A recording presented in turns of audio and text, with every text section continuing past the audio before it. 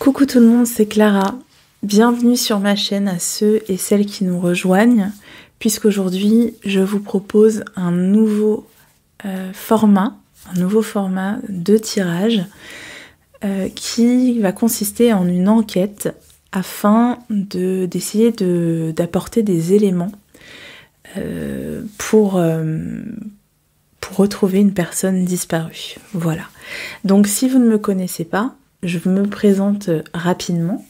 Je suis Clara Vidente, je suis cartomancienne, j'ai une chaîne YouTube depuis à peu près 2 ans et sur cette chaîne je propose des guidances, donc des tirages qui aident au développement personnel, mais aussi des tirages de voyance et notamment de la voyance actu, des tirages sur l'actualité. Aujourd'hui, si vous êtes sur cette vidéo, c'est parce que j'ai décidé donc d'inaugurer un nouveau format. Alors pourquoi? Je vais vous expliquer assez rapidement.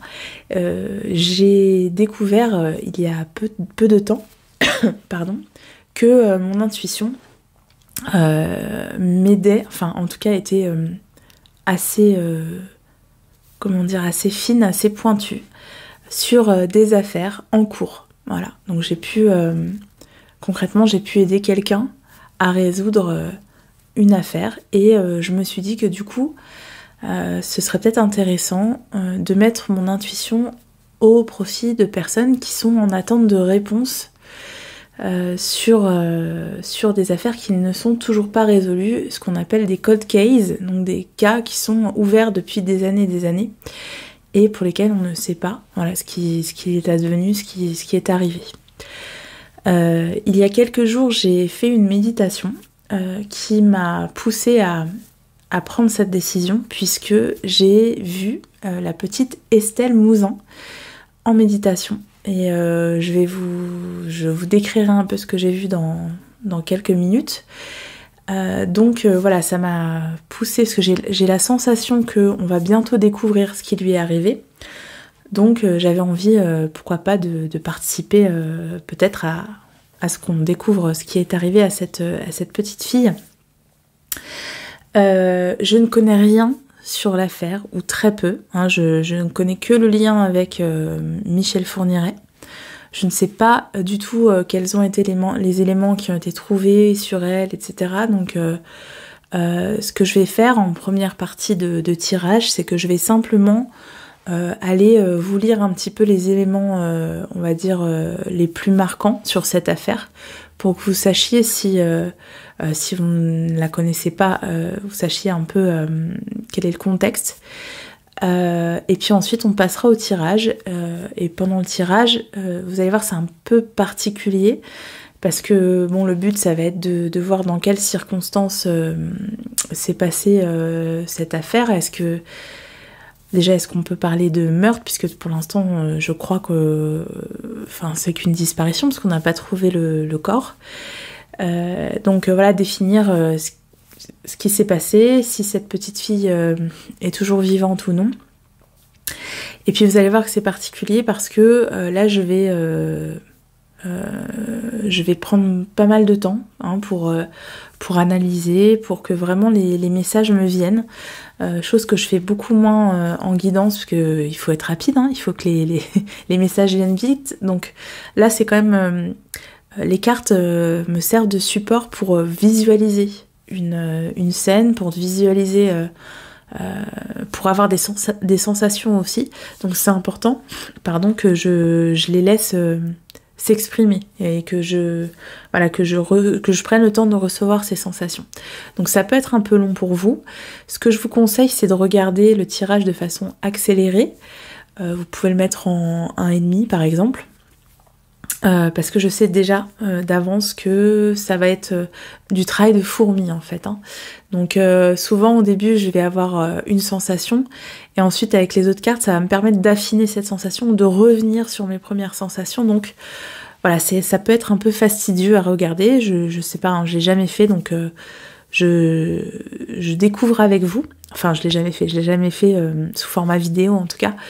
Donc je vais découvrir avec vous et donc voilà, n'hésitez pas à avancer la vidéo. Donc tout ce qu'on va faire tout d'abord, c'est aller regarder un peu ce qui s'est passé, quoi, ce qu'on sait de cette affaire. Ok, donc si je résume la situation, on nous dit que donc l'affaire se passe le 9 janvier 2003. À l'époque, la petite Estelle a 9 ans, donc aujourd'hui elle aurait 28 ans. Et elle disparaît sur le retour du chemin de l'école, donc dans la ville de Guermantes, en Seine-et-Marne. On nous dit que pendant 15 ans, il n'y a eu aucune piste sérieuse qui permettrait d'élucider sa disparition. Et que, en fait, dès le mois de juillet 2003,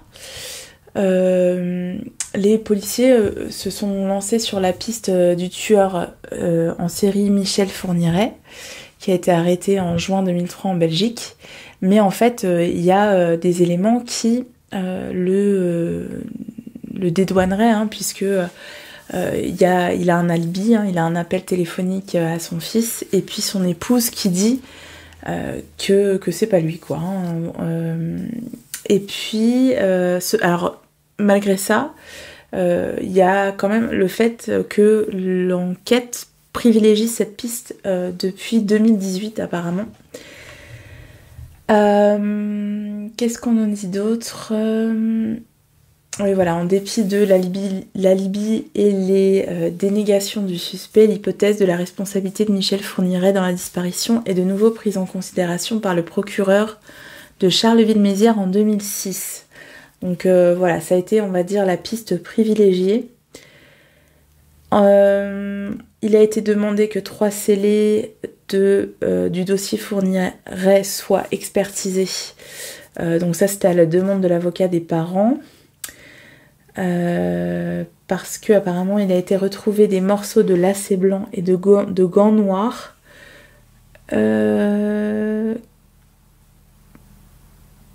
Donc ça c'est des éléments qui étaient dans le dossier de Michel Fourniret, donc ils ont demandé à les expertiser, sachant que la petite Estelle possédait des bottes blanches à lacets et des gants noirs. Voilà, donc ils ont essayé de voir si c'était pas les siens. Alors on nous dit qu'en 2008 il y a eu une perquisition dans le restaurant chinois Royal Wok de la ville de Brie-Comte-Robert, parce qu'ils ont retrouvé le squelette d'une jeune fille alors qu'ils effectuaient des travaux. Voilà. Donc ils ont cassé le sol du restaurant, des ossements sont découverts, mais l'analyse médico-légale réalisée en urgence révèle qu'il s'agit de ceux de chiens et de moutons. Donc c'était pas elle. Ensuite, en janvier 2009, il y a une photographie qui a été mise en ligne sur un site pédophile en Estonie, et finalement ce n'était pas elle non plus. Donc ils ont déjà diffusé des portraits vieillis pour voir si on reconnaissait pas Estelle. En 2011, qu'est-ce qu'on a?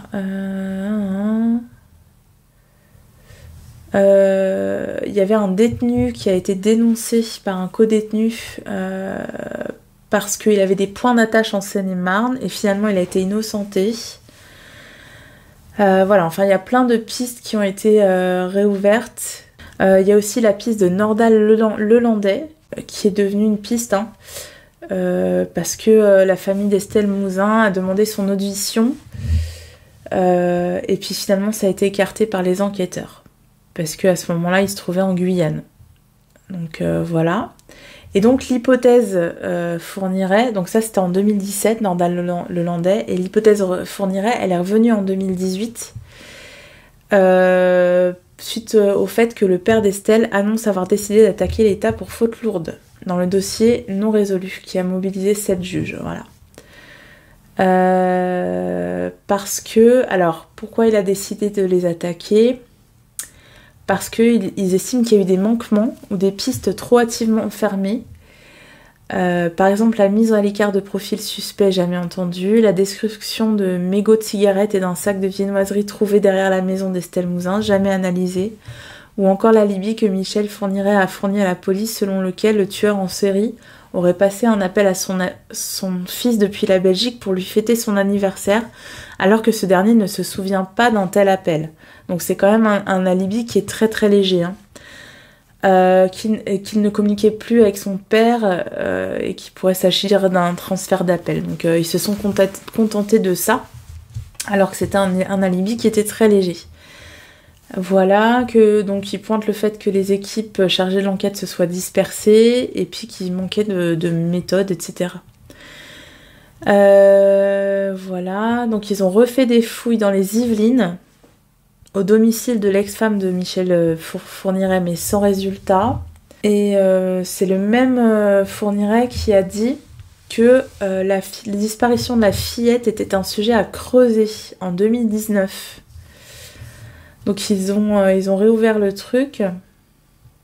Et la juge a dit qu'il fallait se focaliser exclusivement sur Fourniret. Donc sa femme a été entendue en novembre 2019. Et au début, elle a confirmé l'alibi de son ex-époux. Et puis, elle s'est rétractée. Voilà. Donc, ils l'ont mis en examen suite à ça. Suite à ce témoignage-là. Et en 2020, Michel Fourniret a assuré que sa mémoire fichait le camp, mais qu'il fallait le considérer comme coupable de la disparition d'Estelle Mouzin. Je vous exhorte à me traiter comme coupable. Voilà. Donc ça, c'est un peu troublant. Et pour vérifier si ses propos sont crédibles, la juge prévoit de réentendre sa femme. Hein. Donc ils l'ont réentendue le 24 janvier et elle a confirmé que Michel Fourniret aurait bel et bien tué Estelle Mouzin. Et elle confirme que c'est elle qui a téléphoné au domicile du fils. Et que la fillette, elle présentait le profil que recherchait son mari. Bon, ça fait beaucoup d'éléments quand même. Hein. Donc elle dit qu'elle aurait fait des repérages dans les jours précédant l'enlèvement et qu'il serait rentré un soir en déclarant avoir repéré un beau petit sujet. Bon, apparemment la femme affirme que... Elle affirme qu'il a kidnappé Estelle Mouzin et qu'il l'avait emmenée à Ville-sur-Lume dans les Ardennes pour la séquestrer et qu'il l'avait violée et étranglée. Voilà, bon, je suis désolée pour les détails sordides, hein, mais... Et ils ont retrouvé des traces d'ADN partiel d'Estelle Mouzin. Voilà, sur un matelas de l'ancienne maison de la sœur de Fourniret. Bon, alors ça c'est intéressant, je vous dirai pourquoi après, parce que je vais vous expliquer ce que j'ai vu en méditation.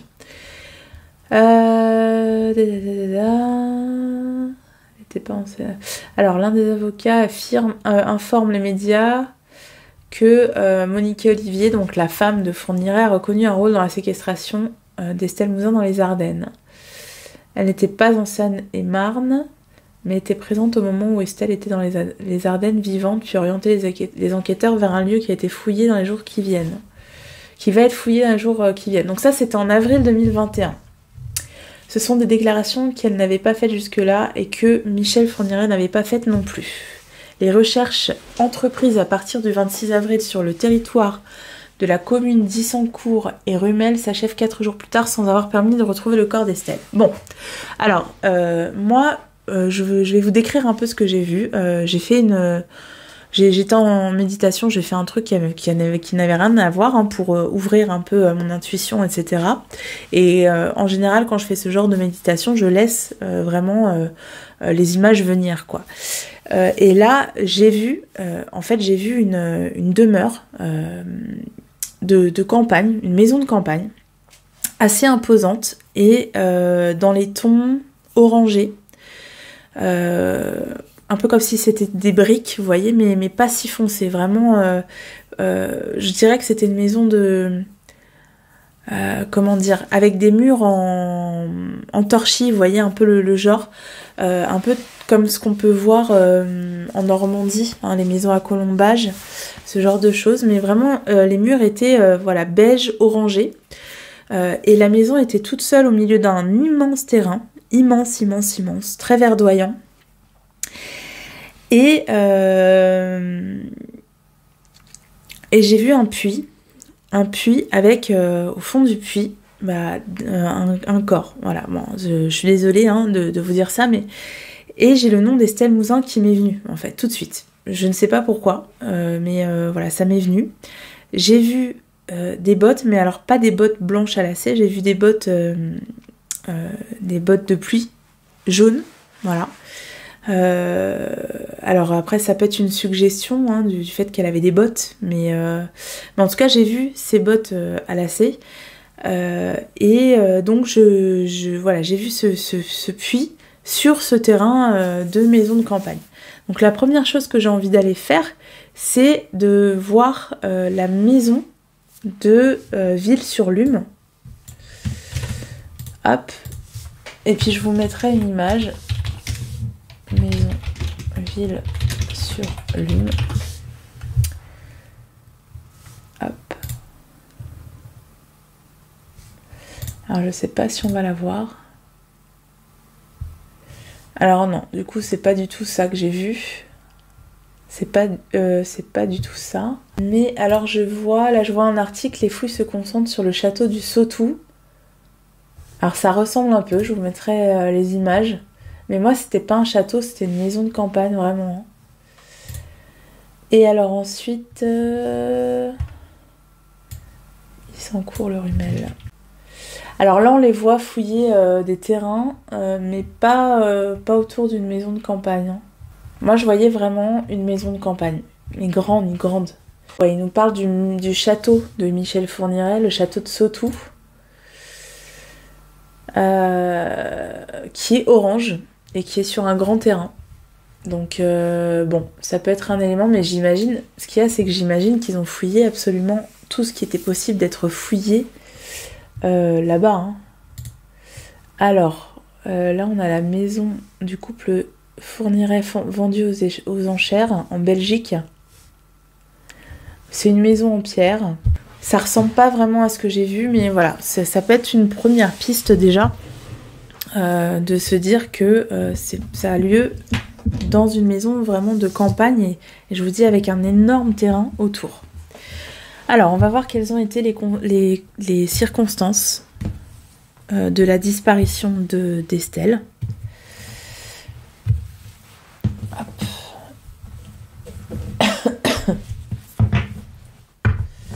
Alors, voyons voir.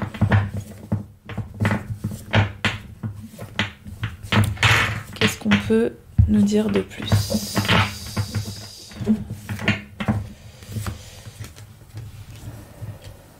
Bon, alors vous voyez, ça nous parle bien du fait qu'elle marchait.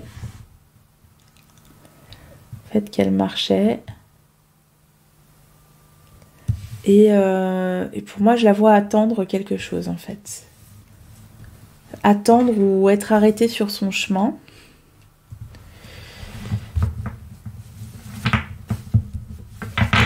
Il y a le fait qu'elle était seule.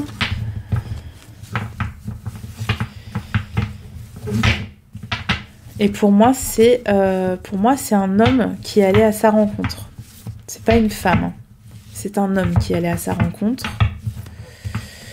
Peut-être en lui disant qu'il cherchait son chemin, ou vous voyez, j'ai ça. Ok. Attendez, je vais mettre la lumière parce que je vois pas grand chose. Je sais pas si vous voyez quelque chose, vous. Hop, voilà. Alors, qu'est-ce que j'ai de plus ?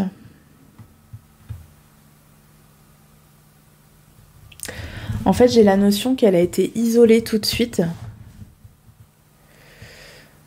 Qu'elle a été isolée sur un chemin. Donc peut-être qu'elle lui a demandé de l'accompagner, qu'il lui a demandé de l'accompagner. Elle était en train d'attendre quelque chose et il lui a demandé de l'accompagner. Et en fait, ça lui a permis de l'isoler sur un chemin. En fait, ça. Alors, ça me fait penser au fait qu'il y avait deux chemins qui se séparaient. Et j'ai la notion d'un chemin caché un peu. Donc peut-être que il faudrait regarder sur son comment ça s'appelle, sur son trajet, s'il n'y a pas, en fait déjà s'il n'y a pas deux trajets pour qu'elle revienne à l'école, si elle n'avait pas deux trajets, si on n'a pas un avec des recoins, enfin il y a l'idée qu'elle a été isolée de la vue de tous pour pas qu'on voit qu'il était en train de discuter avec elle ou pour pas qu'on voit qu'elle l'accompagnait. Il y a un chemin qui a été pris qui est dissimulé, qui est pas sur une grande route par exemple. J'ai cette notion là.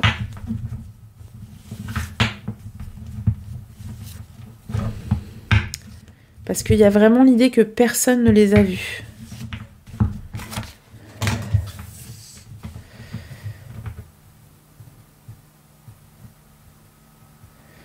Alors ensuite...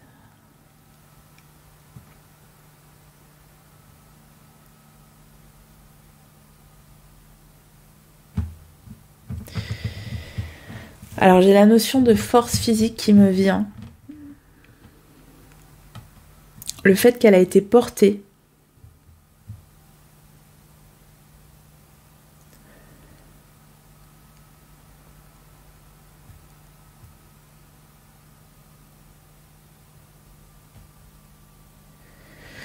Et qu'elle a été mise tout de suite dans une voiture en fait, c'est ça. C'est on lui a dit tiens aide-moi à retrouver mon chemin, tiens on va passer, tu veux pas passer par là plutôt? Et en fait là il y avait sa voiture et il l'a portée, il l'a mise dans la voiture.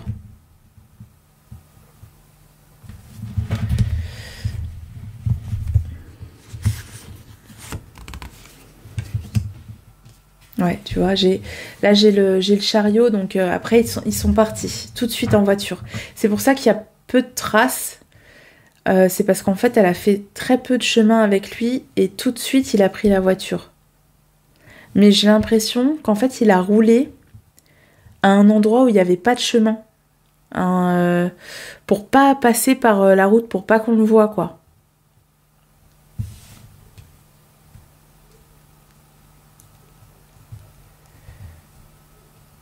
Ouais, qu'il a roulé discrètement, en silence, lentement. Il n'est pas passé par les routes habituelles en fait. Enfin, par des routes, par des chemins. Il est passé par exemple par un chemin de forêt ou quelque chose comme ça.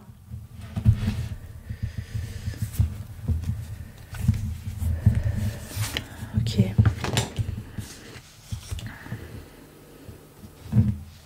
Alors il s'est montré particulièrement intimidant. Je pense qu'il l'a menacé avec une arme blanche.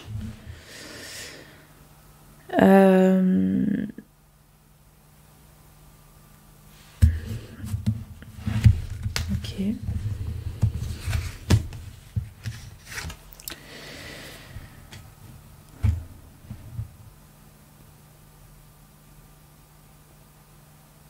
Alors il tenait quelque chose dans sa main, tout le long, hein.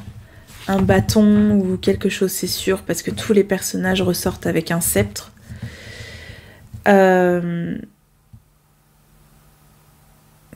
Et puis, je pense qu'il... Oula, oui. Je pense qu'il s'est fait passer pour quelqu'un de l'école. Alors, attendez. Quelqu'un de l'école ou un directeur ou... En fait, il lui a fait peur en lui parlant du directeur de l'école ou... Il y a quelque chose comme ça, d'avoir recours à l'autorité, à une autorité ou se faire passer pour une autorité, pour lui faire peur.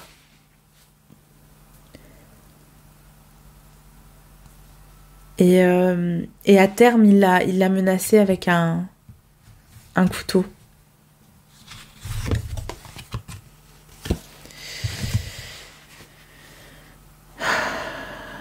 Ok.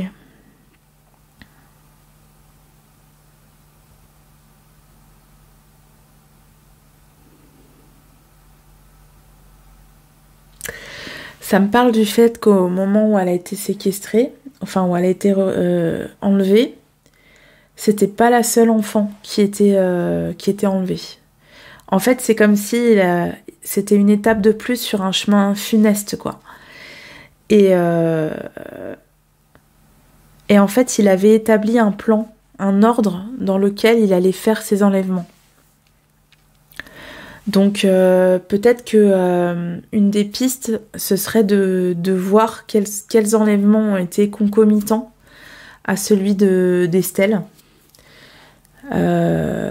Pour voir où ça s'est passé et si c'est sur le triangle, si c'est sur le plan, vous voyez, si c'est pas loin de Guermantes par exemple.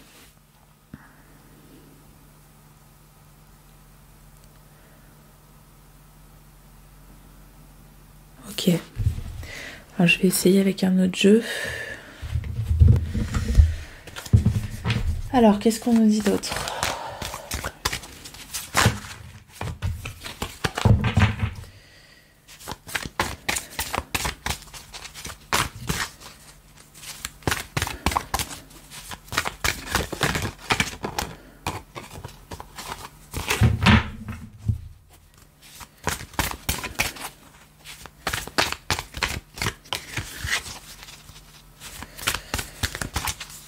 Alors...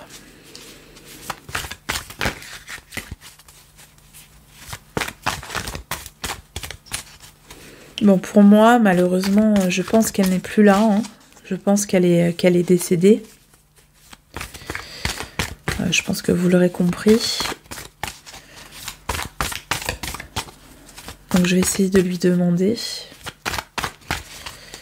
qui s'est passé. Qu'est-ce qui s'est passé ce jour-là ?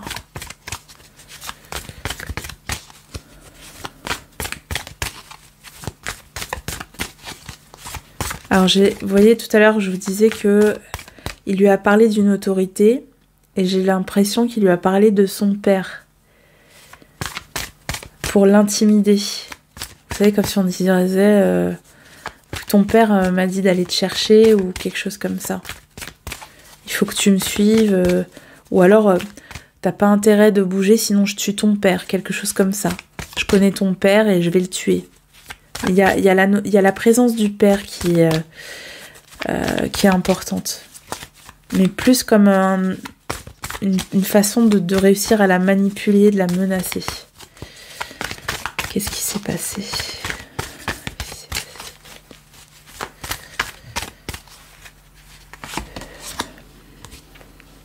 Bon.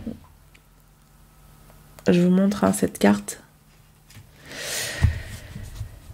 Je pense qu'elle a essayé de s'enfuir quand même.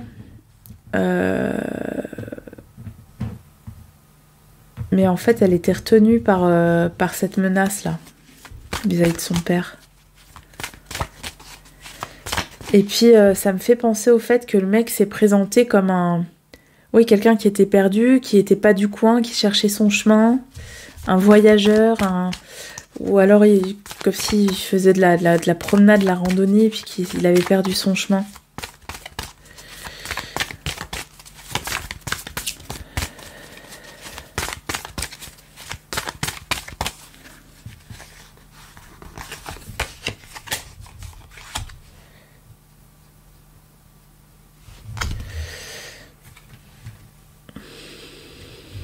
Bon, je suis désolée, c'est des cartes un peu violentes, mais...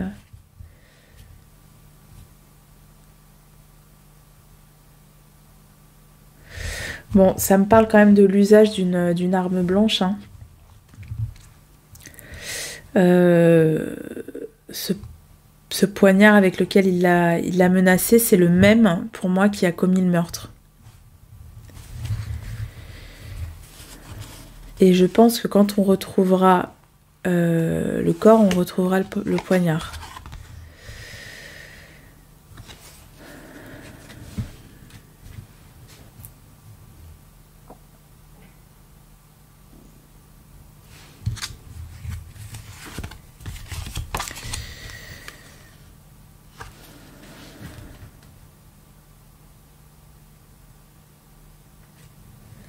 Bon, vous voyez, on a bien l'enfant, hein, le poignard ici qui a blessé l'enfant.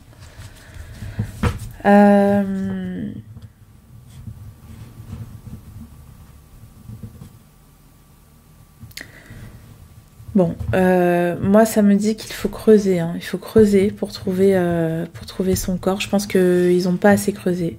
J'ai l'impression qu'il est bien à l'endroit où ils ont cherché. Mais il y a des endroits où ils n'ont pas assez creusé.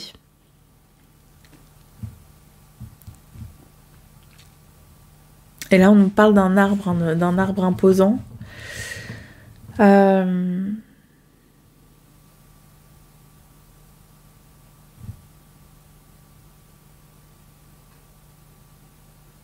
Ok.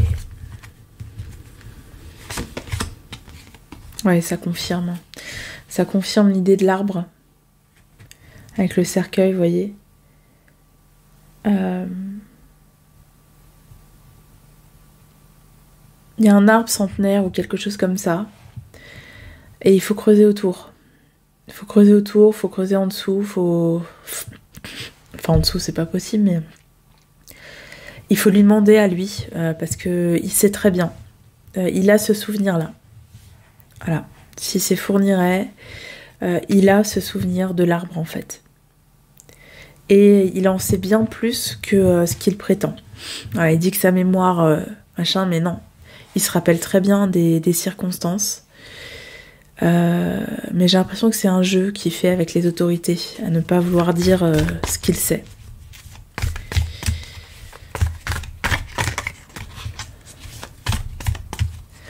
J'ai la notion que peut-être il se serait coupé aussi quand il a commis ses méfaits.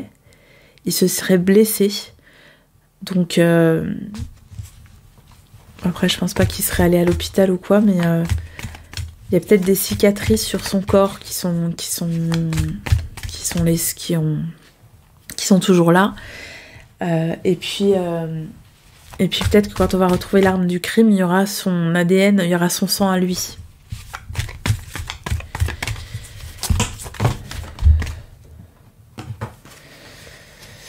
Donc vous voyez là, on les voit bien hein, se promener, être tous les deux.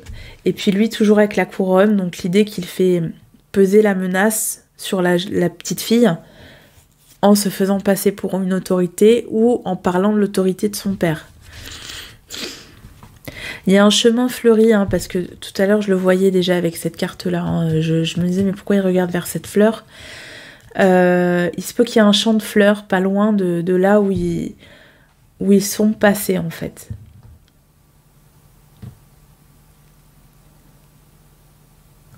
Voilà. Ok, donc si on résume les circonstances de l'enlèvement en tout cas, on a l'idée que le tueur se promenait, enfin en tout cas qu'il a fait mine de se promener. Il avait un bâton dans les mains, il avait quelque chose d'imposant dans les mains. Il a fait croire qu'il s'était perdu, qu'il avait besoin d'aide. Il en a profité pour amener la petite fille sur un chemin qui n'était pas visible depuis la grande route, où il n'y avait pas du tout de témoins. Et en fait, sur ce chemin, il y avait une voiture. Il y avait sa voiture. Il a porté la petite fille pour la mettre dans la voiture en se faisant passer pour une autorité, donc un directeur ou un policier ou quelque chose de cet ordre-là, ou alors en parlant de son père.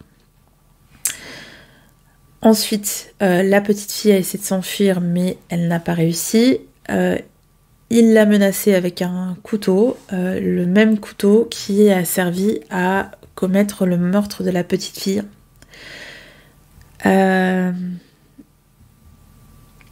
Et ça, on nous dit que le corps se situerait près d'un grand arbre, un arbre centenaire, plutôt sur un terrain, une plaine, hein, pas en forêt, hein, vraiment dans, par exemple, le parc d'une propriété, vous voyez.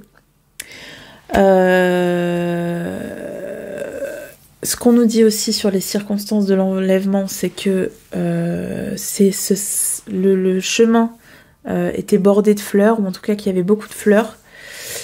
C'était quand déjà, d'ailleurs ? C'était quand ça ? La date ?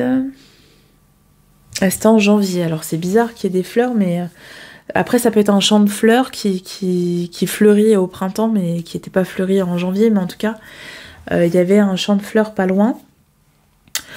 Et qu'il y avait d'autres enfants qui ont été enlevés dans les jours précédents ou suivant l'enlèvement d'Estelle Mouzin, et que c'était un peu comme une espèce de chemin funeste.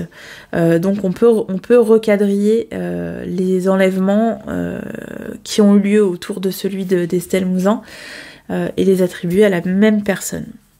Voilà. Alors... Maintenant, on va demander, une fois qu'on a les circonstances de l'enlèvement, on va demander les circonstances du meurtre.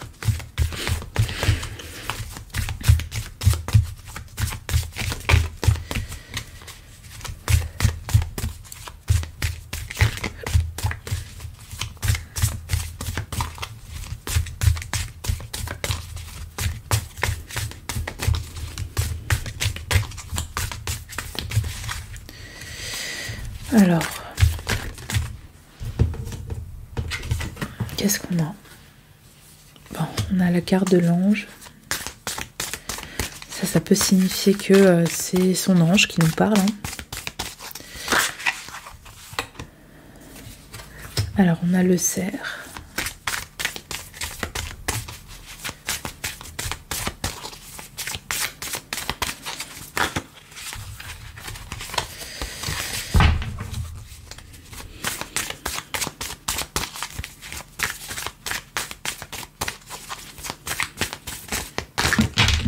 Désolée, c'est un peu long, mais j'aimerais bien que les cartes sautent en fait.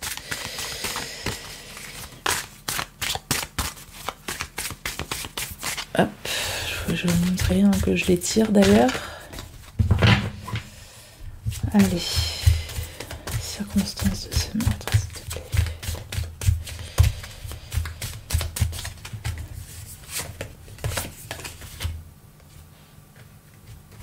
Alors on a la fleur fanée, on a le bureau.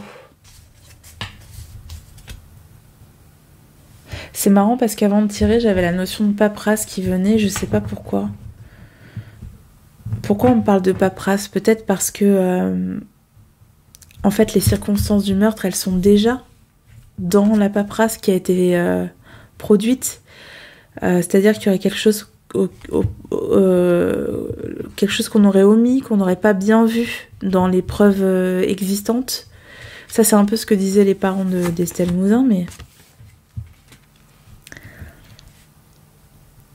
Alors, l'esprit, ça me parle du fait que c'était quelque chose qui a été réfléchi, qui a été prémédité. Hein.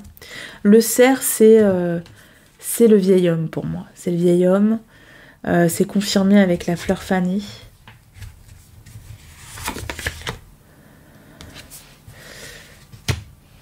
On a le cycle. On a le cœur.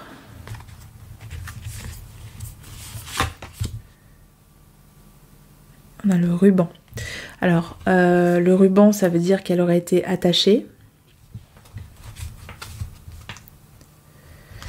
Et vous voyez, moi, ça me fait penser au puits. Hein. Je pense qu'elle est au fond d'un puits, au fond de quelque chose de circulaire. Elle est dans la terre, elle est...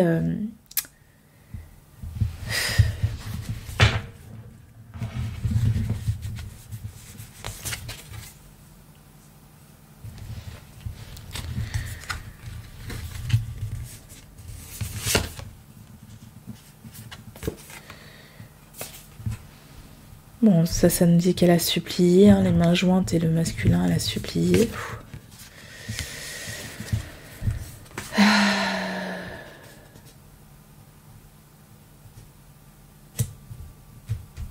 Bon, ces cartes-là me parlent pas trop.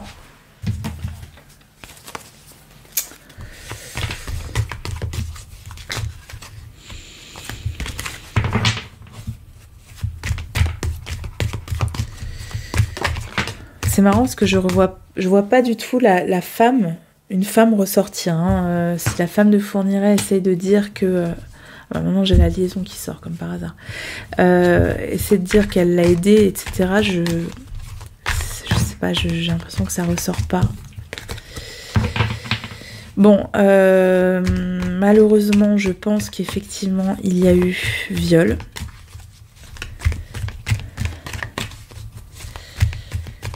avec des prétextes dégueulasses du type je suis amoureux de toi, etc. Enfin vraiment sordide. Je pense qu'elle est restée longtemps séquestrée. On a l'endurance.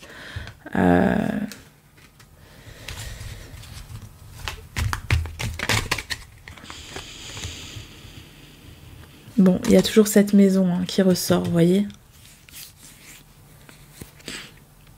Pour moi, elle est chez lui, mais elle est dans un endroit qui n'a pas été fouillé parce que peut-être, j'ai la notion peut-être du fait que on croit que cet endroit ne fait pas partie de son terrain, alors qu'en fait si. Ça peut être un endroit reculé, vous savez, c'est comme s'il y avait une enclave peut-être entre son terrain et l'endroit où il habite. Mais moi, dans ma vision, vous voyez, je voyais la maison, je la voyais très éloignée, je la voyais très loin. Pour moi, elle n'était pas tout près de la maison. Donc, est-ce que la recherche a été sur un cercle assez large? Je sais pas. J'ai l'impression que le cercle doit être élargi.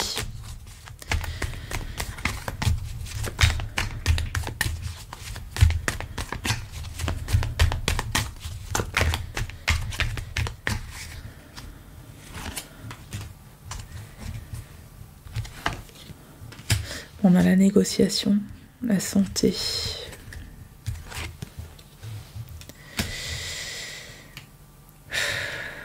Le statut.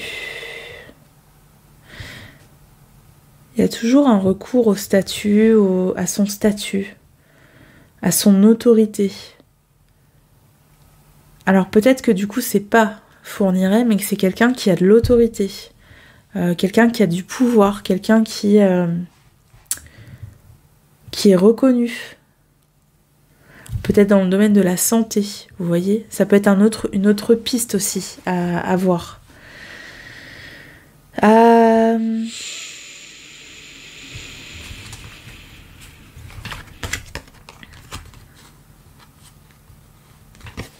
J'ai l'originalité. Je sors plein de cartes, je vois ce que ça me dit, mais...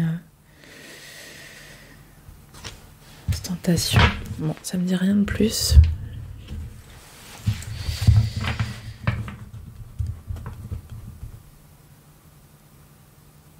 Alors j'ai la notion que le corps aurait été déplacé, qu'il aurait été mis peut-être à un endroit, puis après à un autre.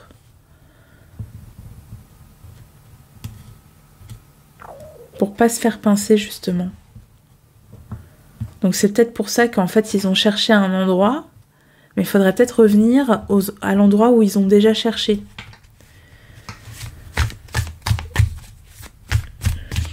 Parce qu'il est peut-être même dans un endroit où on a déjà cherché, mais en fait le corps a été redéplacé ensuite.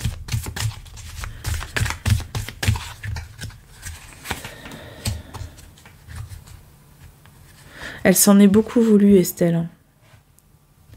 Elle s'en est beaucoup voulu d'avoir eu confiance, en fait. Et d'avoir bon cœur. Je pense que ses parents lui ont appris à avoir bon cœur. Et elle a voulu aider simplement et elle s'en est beaucoup voulu.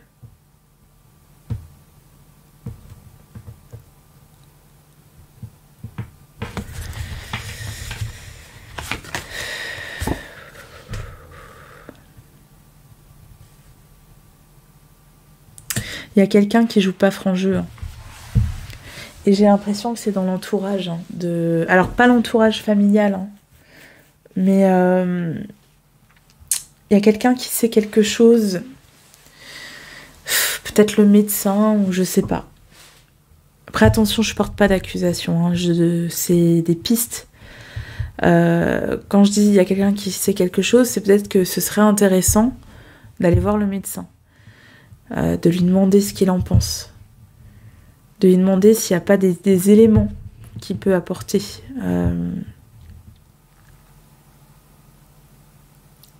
Moi, j'ai la notion quand même que il a été quand même assez violent avec elle, malheureusement. Il aurait été violent. Hein. Attention, c'est toujours des hypothèses. Hein.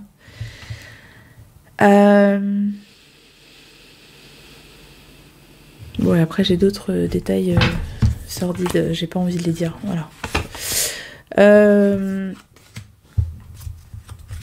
Je pense qu'on va la trouver là bientôt. Je pense qu'on va la trouver.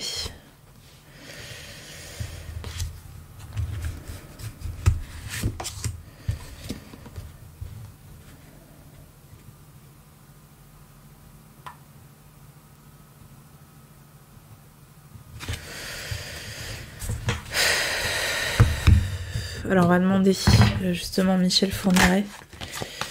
Est-ce que c'est Michel Fourniret? Est-ce que c'est Michel Fourniret?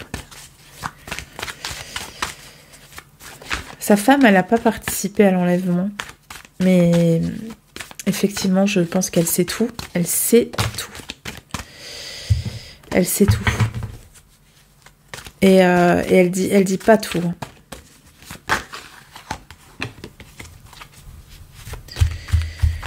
Et il y a même des gens autour d'elle qui savent ce qu'elle a fait.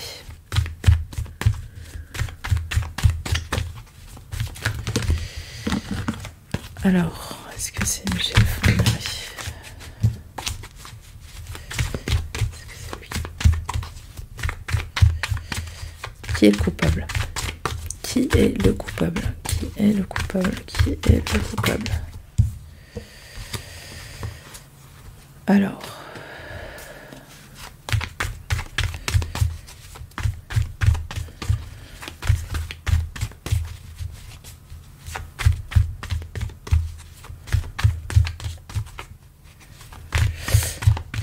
Quelqu'un qui se montre... Alors, le coupable, c'est quelqu'un qui se montre très affecté, qui pleure beaucoup, qui en fait des tonnes.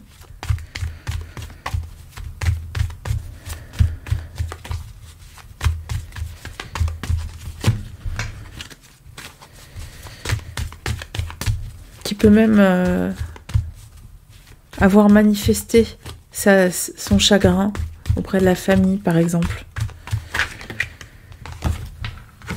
Ah, c'est marrant, ça nous parle de sacrifice. Et tout à l'heure, en fait, quand j'ai vu cette carte-là, j'ai pensé à ça. C'est comme si le mec faisait des sacrifices humains ou des choses comme ça. Je suis désolée, c'est sordide hein, de dire ça, mais... bon, on nous reconfirme hein, le fait qu'il y a un couteau qui a été utilisé. Et ouais, pour moi, c'est pas un simple meurtre. Hein.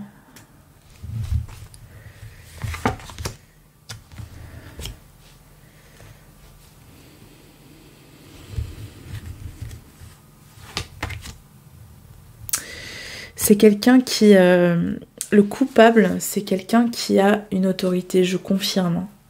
Quelqu'un qui a une autorité, qui a du pouvoir. Alors... je sais pas, ce Michel Fourniret là, est-ce qu'il était haut placé dans la société?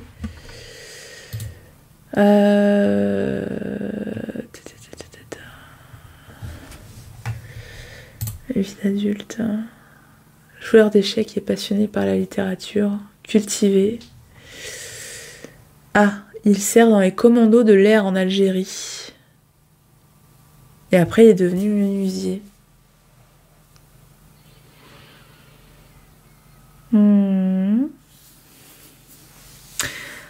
Ah oui, et puis là, il est contacté par...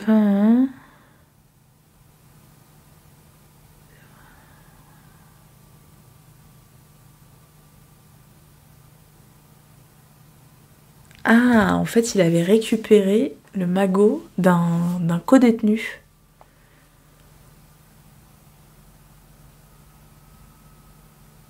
C'est fou, ça. Donc ça pourrait être... sous prétexte d'aller chercher des armes, il l'attire dans une guerre.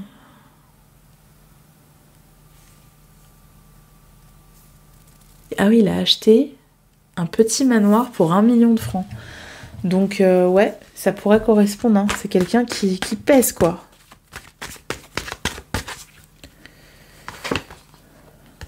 Bon, c'est un homme. Ça, je crois qu'on l'avait compris.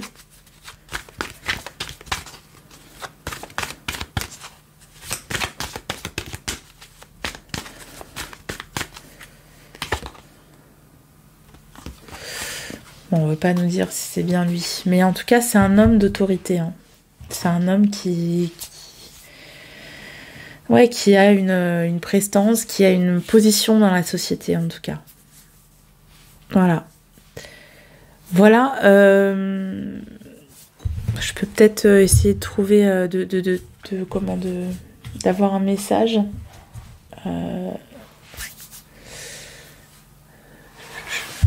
Hop, alors attendez.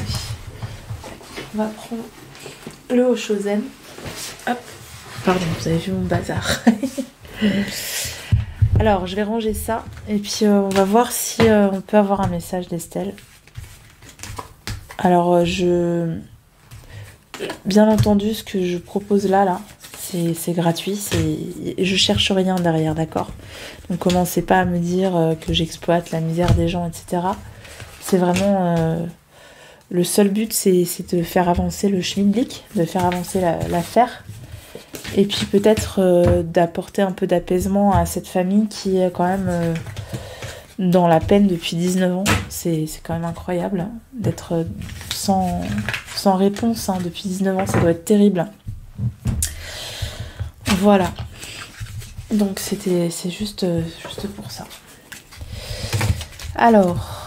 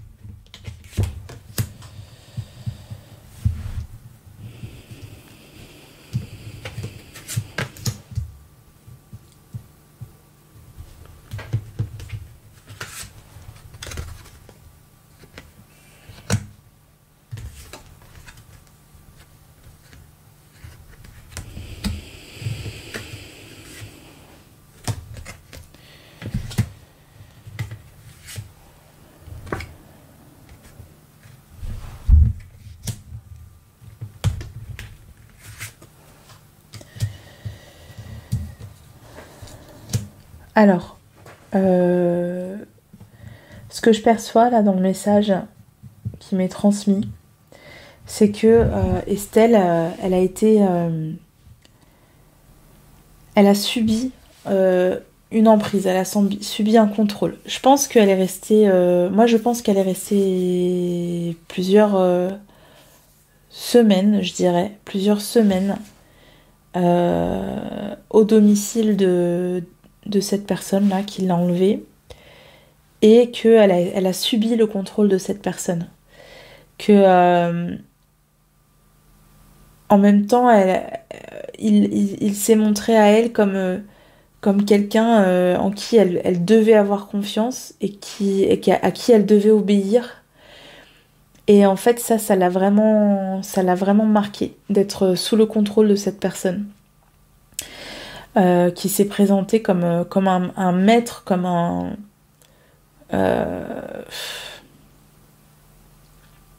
comme une autorité en fait à laquelle elle pouvait pas échapper. Elle était complètement sous le joug. C'est comme si c'était son geôlier en fait. Et elle a vécu, je pense qu'elle a vécu plusieurs semaines comme ça. Et qu'en fait quelque part son décès, ça a été comme une libération. Parce que aujourd'hui, elle peut voler. Aujourd'hui, elle peut être libre. Aujourd'hui, elle peut refaire cette promenade aussi. J'ai cette notion de refaire ce chemin, de refaire cette promenade dans les champs là qu'elle aime. Elle aimait beaucoup se promener dans les champs. Elle aimait beaucoup se promener dans la nature. Et en fait, elle refait ça. Voilà, j'ai cette notion-là. Que sa vie s'écoule paisiblement et que elle a réussi à se libérer d'une emprise. et qu'elle savait de toute façon que l'issue serait fatale et que ce serait la seule façon de se libérer. Il y a vraiment l'idée qu'elle s'est libérée d'un fardeau. Et qu'aujourd'hui, elle est apaisée, en fait. Elle est apaisée parce que ça lui a fait beaucoup de mal, cette emprise-là. Et la façon dont ça se manifestait, dont cette personne exerçait son emprise sur elle, ça lui a fait énormément de mal, parce que c'est pas quelque chose auquel elle était habituée, à laquelle, pardon, elle était habituée dans sa famille. Elle n'était pas habituée à être sous contrôle comme ça. Et elle en a vraiment souffert, quoi. Voilà. Donc aujourd'hui, j'ai l'impression qu'elle est apaisée parce que elle a réussi à se libérer. Enfin, elle n'a pas réussi, mais elle est libérée de cette emprise.